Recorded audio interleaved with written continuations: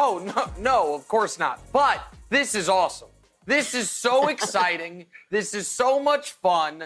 The league is better with Rob Gronkowski in it. And by the way, we don't even know how unleashed Gronk is going to be. We saw Gronk making inappropriate jokes and throwing parties and doing motocross when he was in the cocoon of Belichick.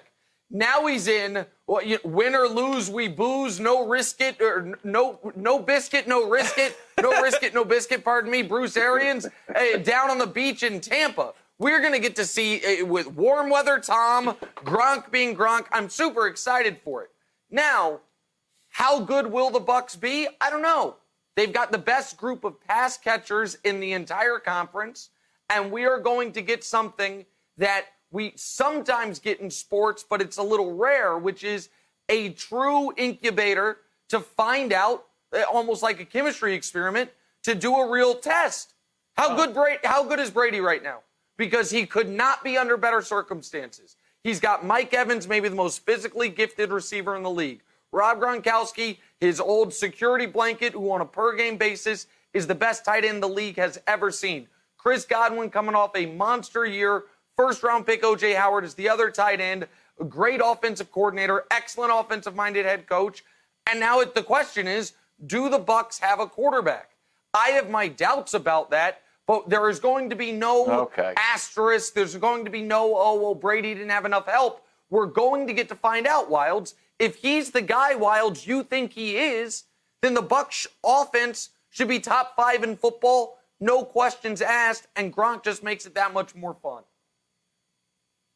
Yeah, have you ever had a day where you wake up and you're halfway through the day or it's in the morning and you're like, wow, I got a bad headache and I am in a bad mood and I have just a pessimistic view of the entire world. And then you're like, oh, did I have coffee today? Like, that's what it is. It's not all these things. I'm just not my normal self because I've missed the one thing that makes me normal. That's Gronk and Brady. Look at the stats with and without Brady's performance with and without Gronk. They're mind-blowing. Completion percentage, 65%. Without Gronk, 60. Yards per game, 292. Without, 265. Touchdown to reception, 4-1, 2-5. Pass rating, 103, 87.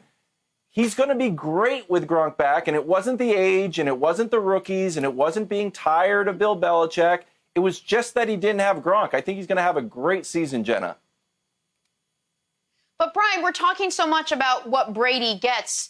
What does Gronk really have to offer? Gronk missed an entire season. The last time he did play, that last season, 3 touchdowns, the fewest in his career.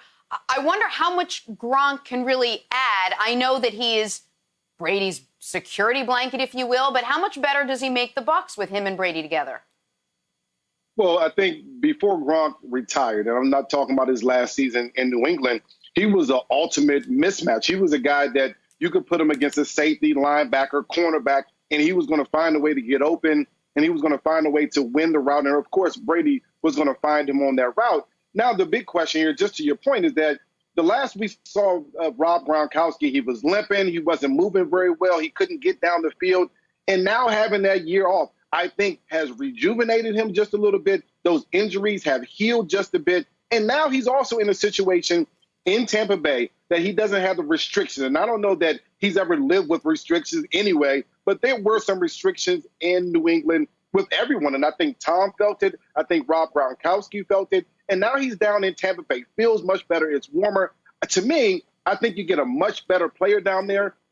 Also a guy that you're not going to be asked to win every single game with. You still have Chris Godwin, like Nick mentioned. You have Mike Evans. You have Ronald Jones. You have other tight ends. Rob Gronkowski is not going to be asked to go get 10, 15 touchdowns. He's going to be asked to be that guy on third down to go down and win a 5-yard route. Can he be the linebacker? Can he be the safety? And that's the guy that Tom Brady needs, that security blanket. There's nothing like going to a new organization but bringing your best friend, your security blanket with you. That's the same thing that Tom Brady has now in Tampa. To me, this is a match made in heaven for the Tampa Bay Bucs.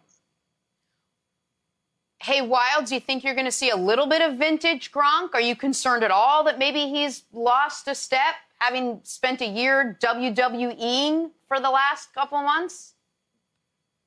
No, Jenna, I'm going to go the other way. I think he'll be better than ever. I think we're going to get like 24-year-old Gronk. He's had plenty of time off. He's said he felt great. He said he's putting back on weight. I think he's going to be amazing. Nick, I have a question for you. We heard when Brady signed with Tampa Bay that free agents wanted to get to Tampa Bay. Now, this was the first domino that fell. Where on your scale on 1 to 10, 10 being definitely, 1 being no way, do you think Antonio Brown is back in this conversation? Oh, I think it's no way. Bruce Arians, to me, no way, nipped that in the bud already. And there's only so many footballs to go around. In fact, there's only one.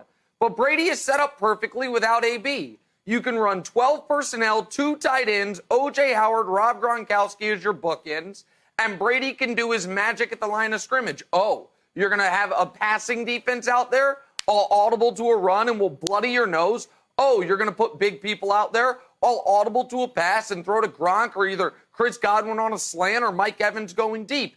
Brady could not ask for a better setup. The question for the Bucs is this. Are they a quarterback away from being a Super Bowl contender?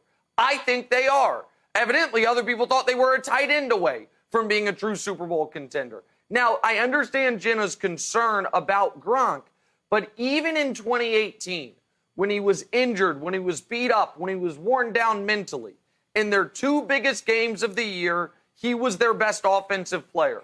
Against my beloved Chiefs in the 4th quarter and overtime, he crushed us on 3rd and 10s to set up the game-winning touchdown. And in the Super Bowl, the only substantial offensive play of the game was a pass down the seam to Rob Gronkowski that set up the only touchdown of the game. So even if he is not 1,400-yard, I think it was 2013 season, just the greatest tight end season we've ever seen, that Gronk, he still can be awesome. And now we get to see. We get to see last year, was it about Brady or was it about the weapons? Because he now has as many weapons as any quarterback in the entire NFC, Jenna. All right, so then let's talk about this from the other angle. Brian, I'll throw it to you. What does this mean what does it say about Bill Belichick? What does it mean for the Patriots? Well, I think what it says about Bill Belichick is that the Patriot way, you're going to win a bunch of games, but it also is going to wear on you just a bit. And I think after 20 years, it's worn on Tom Brady just a bit. After 8 or 9 years, it wore on Rob Gronkowski. And to be honest with you, I think every great organization is going to push its players beyond the point that they're comfortable. And that's how you be successful, and that's how you win. And I think that's what Bill Belichick and the Patriot way was all about. Make these guys uncomfortable, make them get the best out of each player. Now, while you're getting the best out of every player, you're putting them in a hard place, and it's hard to deal with year after year after year. And finally, after 20 years, Tom Brady kind of felt it was time to move on. But, I mean, I think he put a lot of pressure on other players, and we've seen other players leave for New England before their prime was up. We've seen other players leave for New England and say, listen, I just want to go somewhere where I can just relax and play football. I think there is a feeling around that organization that they will wear on you, but you're still going to win a bunch of games. Nick, the Patriots angle? Yeah, this to me is as fascinating as the Bucs angle, because what this means for Belichick. If Brady is awesome next year, or even if he's just very good, he doesn't have to be awesome, then Belichick is going to be skewered on the front end and the back end.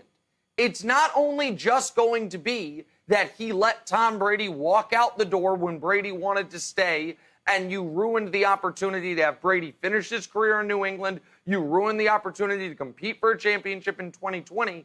People will retroactively blame him for the failures of 2019. If Brady is fantastic this year with these weapons, it won't just be about what the Patriots are missing out on moving forward. It will be about what the Patriots missed out on last season, because people will say, well, look, Brady's still got it. It was the weapons around him. Wildes, there's a commentary going on right now because of the Jordan doc about Jerry Krause shortchanging the Bulls potentially out of another title run. Well, this would be as if in that final year, the last dance in 98, if he also already traded away Pippen and cut Rodman. It's like, Michael, you're on your own.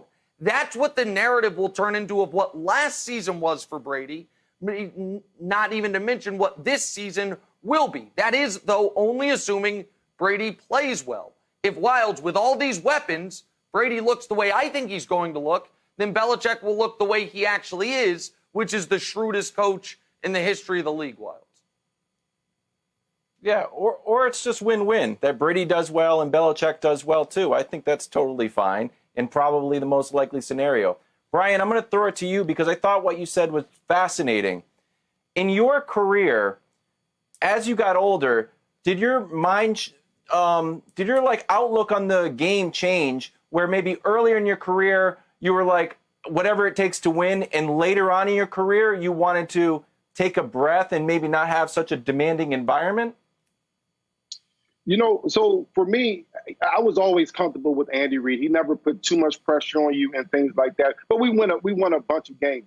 My point was that the great coaches usually push you to a point where you're uncomfortable. And, the greatest of those coaches are unrelenting. They're always saying, we want more, we want more, we want more. And I kind of put Bill Belichick in that category. He wants more from his players. And if you don't give him more, he's willing to get rid of you. You've seen him get rid of Richard Seymour, Vince Wilfork, different players that were playing well. Randy Moss coming off a good season. And if you can't give him what he wants, then he's going to find someone to replace you. That uncomfortable feeling certainly grinds on the player. You feel that every single year. So for me, as I got older in my career, I started seeing the writing on the wall. Then they draft LaShawn McCoy, and it was obvious, okay, you're not going to be here. You're injured. You're injury prone these last couple of years, and they drafted someone else. You're not going to be here. So for the writing was on the wall for me. But I think with guys in New England, just that grind every single day, being called out, every single day questioning how you fit with the coach, that grinds on the player. And I think Tom Brady, as well as Rob Gronkowski, kind of felt that, and as well as all the other players. And I'm just talking about those two because they are great in New England. They're Hall of Fame caliber players and two of the best players that they're given position.